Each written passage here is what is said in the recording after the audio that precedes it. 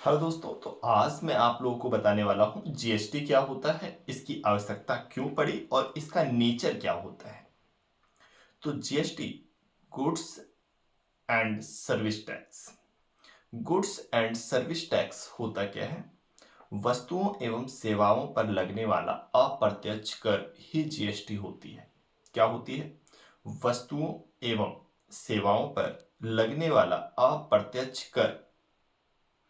वस्तुओं एवं सेवाओं पर लगने वाला अप्रत्यक्ष कर क्या होता है? जीएसटी होता है। तो समझ में आया होगा, वस्तुओं और सेवाओं पर लगने वाला अप्रत्यक्ष कर क्या होता है? अपना जीएसटी होता है। ओके, जीएसटी की आवश्यकता क्यों पड़ी? बात आती है जीएसटी की आवश्यकता क्यों पड़ी दोस्तों। यह साझा घरेलू बाजार बनाता है और निवेशों को आकर्षित करता है। यह साझा घरेलू बाजार बनाता है और निवेश को आकर्षित करता है। जैसे पहले क्या होता था कि कोई टैक्स देना पड़ता था किसी कंपनी को, तो डिफरेंट डिफरेंट स्टेट अलग अलग टैक्स लगाती थी। बट अब अगर कोई कंपनी आ रही है इंडिया में इस्टेब्लिशमेंट के लिए, तो सेंट्रल गवर्नमेंट टैक्स लगा दी, हो गया। स्टेट गवर्नमेंट से कोई मतलब नहीं होता है। इसमें भी एसजीएसटी और सीजीएसटी और आईजीएसटी आता है, उसकी डिस्कस हम लोग अभी इसी वीडियो में करने वाले हैं। तो समझ में आया होगा, साझा घरेलू बाजार बनाता है और निवेश को आकर्षित करता है। दूसरा, यह मौजूदा अप्रत्यक्ष कर की बहुलता को समाप्त करता है। अप्रत्यक्ष कर की बहुलता क्या होती है? अप्रत्यक्ष कर की बहुलता, जैसे पहले मान लीजिए कोई गुड़गांव से मोबाइल फोन बना। गुड़गांव में क्या बना? मोबाइल फोन बना, और उसे बेचना हो कोलकाता, तो सबसे पहले यूपी को टैक्स जाएगा, फिर बिहार में जाएगा, फिर झारखंड में जाएगा टैक्स। इससे अलग अलग टैक्स होता था। तो बहुलता, टैक्स में जो बहुलता थी वो समाप्त कर दी गई जीएसटी के द्वारा। और जो टैक्स पेमेंट है, कर की संरचना को सरल बनाया गया। कर की संरचना को बहुत ही सरल बना दिया गया। अधिक कंपनियों को टैक्स नेट में शामिल किया गया। टैक्स नेट क्या होता है? टैक्स का एक जाल, उसमें सारे कंपनियों को फंसाया गया बड़े माइंड तरीके से, और कई सारी कंपनियां टैक्स ना देने की वजह से बंद हो गई। पहले बहुत से लोकल कंपनी चलती थी और वो टैक्स पे नहीं करती थी, बट वो सारी कंपनी जीएसटी से बाहर हो गई दोस्तों। अंतोगत्वा बंद करनी पड़ी। Next, nature. जीएसटी की प्रकृति कैसी है? तो जीएसटी एक डेस्टिनेशन बेस्ड टैक्स है। Destination based tax. जीएसटी एक डेस्टिनेशन बेस्ड टैक्स है। जीएसटी एक डेस्टिनेशन बेस्ड टैक्स है। जीएसटी एक डेस्टिनेशन बेस्ड टैक्स है। इसका मतलब क्या होता है वो मैं समझाऊंगा। डेस्टिनेशन बेस्ड टैक्स का मतलब होता है कि जीएसटी जहां से बनी है वस्तु, वहां टैक्स नहीं देना पड़ता है। जहां जा रही है, जहां बिक रही है, वहां टैक्स देना पड़ेगा। जैसे मान लीजिए कि कोई ब्रेड बनाया, तो ब्रेड 35 रुपए की है। तो ब्रेड जो है, जहां से आटा आया होगा वहां जीएसटी नहीं देना पड़ेगा। जो ब्रेड खरीद रहा है, मीन्स की कस्टमर पे लग रहा है टैक्स, इनडायरेक्टली देखा जाए तो। जो ब्रेड बना रहा है, इनकम कर रहा है, उनके ऊपर इनकम टैक्स लगेगा, कैपिटल गेन टैक्स लगेगा, कारपोरेट टैक्स लगेगा, बट जीएसटी नहीं लगेगा। जीएसटी किन्हें देना पड़ेगा? कस्टमर्स को। रेस्टोरेंट में बैठ रहे हैं, खाना खा रहे हैं, तो जीएसटी कस्टमर से लिया जाएगा दोस्तों। नेक्स्ट, वस्तु निर्माण करने वाले राज्य को निम्नलिखित लाभ होते हैं। वस्तु निर्माण करने वाले राज्य को निम्नलिखित लाभ होते हैं।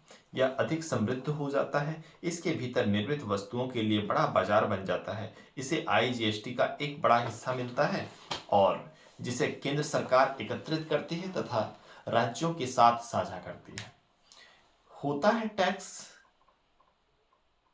IGST, CGST, SGST, but collect करती है सेंट्रल गवर्नमेंट ही, कोई और नहीं करता है दोस्तों।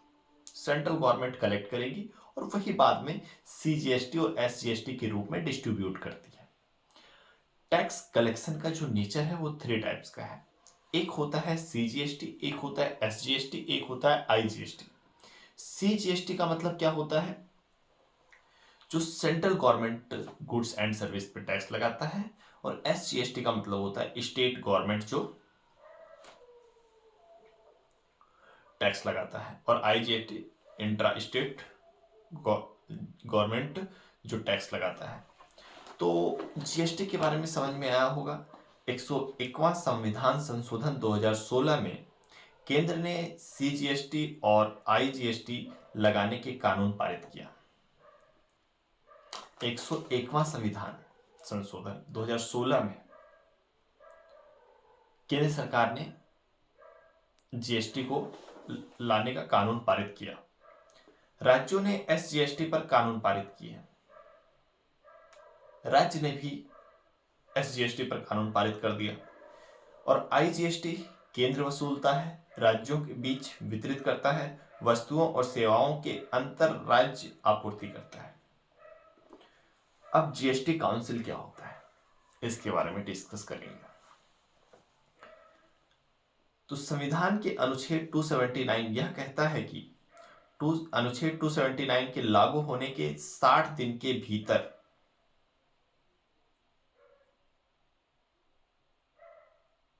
मैं GST काउंसिल की बात कर रहा हूं। संविधान के अनुच्छेद 279(1) यह कहता है कि अनुच्छेद 279 के लागू होने के 60 दिन के भीतर राष्ट्रपति द्वारा GST काउंसिल की स्थापना की जाएगी। 60 दिन के भीतर ही GST काउंसिल की स्थापना की जाएगी। GST संविधान संशोधन अधिनियम स्पष्ट रूप से इस बारे में नहीं बताता कि GST काउंसिल द्वारा दी गई सिफारिश संघ और राज्य के लिए बाध्यकारी है या नहीं। GST काउंसिल जो बना है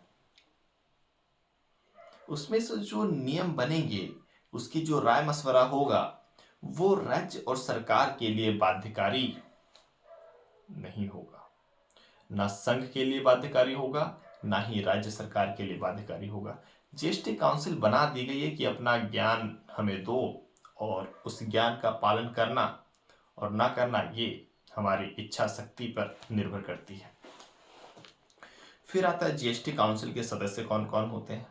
बहुत क्वेश्चन यहां से पूछा जाएगा दोस्तों। GST काउंसिल के जो सदस्य होते हैं वो कौन कौन हो सकते हैं,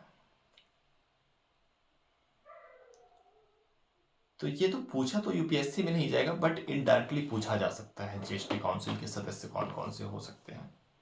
केंद्रीय वित्त मंत्री, जैसे निर्मला सीतारमण जी हैं, अध्यक्ष होती हैं। राजस्व के प्रभारी केंद्रीय राज्य मंत्री भी इनके सदस्य होते हैं, जो राजस्व प्रभारी होते हैं। राज्यों के वित्त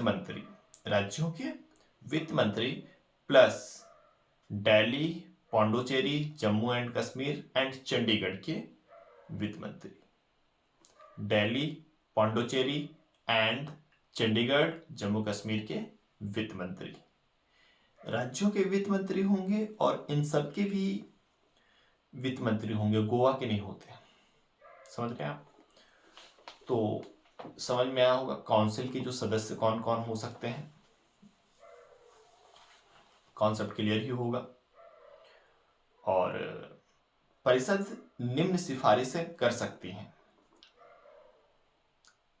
यदि आपको कंफ्यूजन है किस पे, GST काउंसिल में कौन कौन से सदस्य हो सकते हैं, मैं फिर से रिपीट कर रहा हूं। केंद्रीय वित्त मंत्री जो होते हैं, राज्य प्रभारी जो होते हैं केंद्रीय वित्त मंत्री, राजस्व के प्रभारी केंद्रीय राज्य मंत्री, प्लस राज्य के वित्त मंत्री, दिल्ली, पौंडुचेरी और जम्मू एंड कश्मीर के वित्त मंत्री, ये सभी जो मिलके आते हैं वही काउंसिल के सदस्य होते हैं। अच्छा ये बताइए, काउंसिल क्या क्या सिफारिशें कर सकती है? केंद्र राज्यों द्वारा लगाए गए कर, उपकर, अधिभार में जो जीएसटी शामिल हो सकते हैं उस पे काउंसिल सिफारिशें कर सकती है। केंद्र राज्यों द्वारा लगाए गए कर, केंद्र राज्यों द्वारा लगाए गए कर, उपकर, उपकर मतलब सेस, और अधिभार सरचार्ज जो जीएसटी में शामिल हो सकते हैं, मीन्स कि जो जो जीएसटी में शामिल हो सकते हैं, सरचार्ज केंद्र और राज्य द्वारा लगाए गए कर, इन सब में क्या क्या जीएसटी के अंतर्गत शामिल किया जा सकता है। जैसे पेट्रोल डीजल अभी जीएसटी के अंतर्गत नहीं है। ऐसा क्यों? क्योंकि मैक्सिमम 28% जीएसटी देनी पड़ती है और इन सब में जीएसटी काफी हाई होता है, इसलिए इन्हें जीएसटी से बाहर रखा गया है दोस्तों। अब सोचिए जरा, डीजल पेट्रोल भी जीएसटी के अंदर अगर आ जाता है, अगर डीजल पेट्रोल भी जीएसटी के अंदर आ जाता है तो कितना फायदा होगा जनता को। मैक्सिमम 28% ही जीएसटी देनी होती है और इन सब में 40, 60, 50% तक जीएसटी वसूलते हैं केंद्र और राज्य सरकार मिलकर।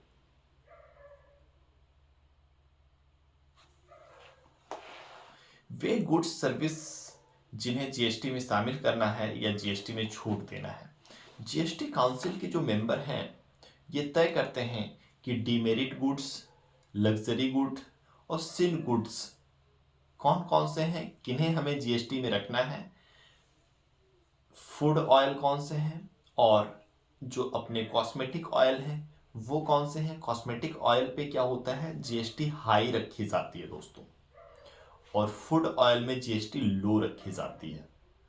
तो इतना समझ में आया होगा जीएसटी का कॉन्सेप्ट। मॉडल जीएसटी कानून करारोपण के सिद्धांत आईजीएसटी के अनुमोदन, टर्नओवर की वह सीमा जिससे कम होने पर गुड्स एंड सर्विस को जीएसटी से मुक्त किया जा सकता है। टर्नओवर की वह सीमा जिसे कम होने पर गुड्स एंड सर्विस को जीएसटी से मुक्त किया जा सकता है। समझ पा रहे हैं? टर्नओवर की वह सीमा जिसे जीएसटी से मुक्त रखा जा सकता है, जिसे टर्नओवर ही कम हो रहा है, जैसे कोकोनट ऑयल या फिर आलमंड ऑयल, ये सब जैसे भी कुछ ऑयल्स हैं, या फिर कुछ पेपर हो गया, पेन हो गया, जिसे जीएसटी से मुक्त किया जा सकता है क्योंकि इसका टर्नओवर ही कम है। अगर जीएसटी लगा दोगे तो वो ऐसे ही कंपनी डूबी हुई है और डूब जाएगी। समझ रहे हैं?